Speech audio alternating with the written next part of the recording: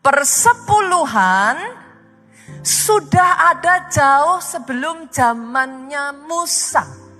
Tahukah saudara bahwa persepuluhan itu tidak dimulai dari hukum Taurat? Why do you say that, Pastor? Karena ada sebagian orang yang ngomong sama saya, Pastor, persepuluhan itu kan urusan hukum Taurat.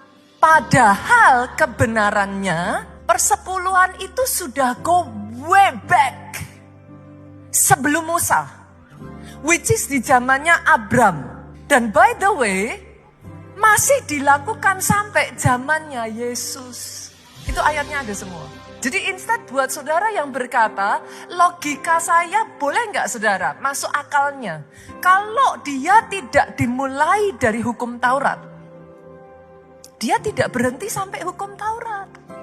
Karena persepuluhan diawali bukan sebagai hukum. Persepuluhan dimulai sebagai prinsip iman.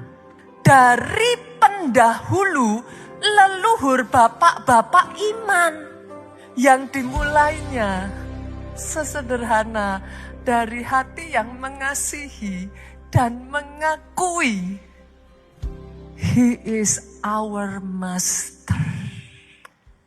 Teman-teman, aku nggak langsung bantah video ini, tapi aku coba breakdown karena ada 8 poin di dalamnya. Dan kita akan lihat bareng apakah ini benar-benar sesuai Alkitab atau cuma kelihatannya aja benar. Poin pertama, perpuluhan sudah ada sebelum Musa. Iya, benar. Tapi ini bukan berarti langsung jadi perintah. Karena di Alkitab itu cuma kejadian di zaman Abraham. Dan cuma 1 kali. Poin kedua, jadi bukan dari hukum Taurat. Nah, ini mulai bergeser teman-teman. Memang ada sebelum Musa, iya. Tapi jadi aturan itu justru di hukum Taurat. Poin ketiga, contohnya Abraham, betul. Tapi konteksnya dari rampasan perang, bukan penghasilan rutin. Dan gak ada catatan dia lakukan terus-menerus.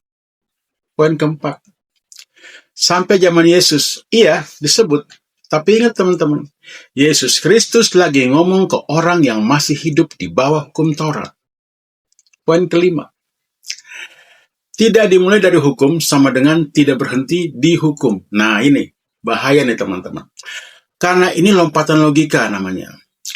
Korban juga ada sebelum hukum, tapi selesai di Kristus. Poin ke-6, perpuluhan bukan hukum, tapi iman. Kalau di perjanjian lama, itu jelas hukum, teman-teman. Kalau di perjanjian baru, nggak ada perintah wajibnya. Poin ke-7. Dari hati yang mengasihi Tuhan. Nah, ini. Aku setuju nih, teman-teman. Tapi bentuknya bukan 10%. Ke-8 poinnya, ya. Tuhan adalah sumber. Amin. Tapi mengakui Tuhan itu nggak cuma lewat persepuluhan, teman-teman. Bisa juga lewat hidup kita. Jadi gini loh teman-teman, yang Tuhan cari bukan sekedar 10% dari uang kita, enggak. Tapi 100% dari hati kita.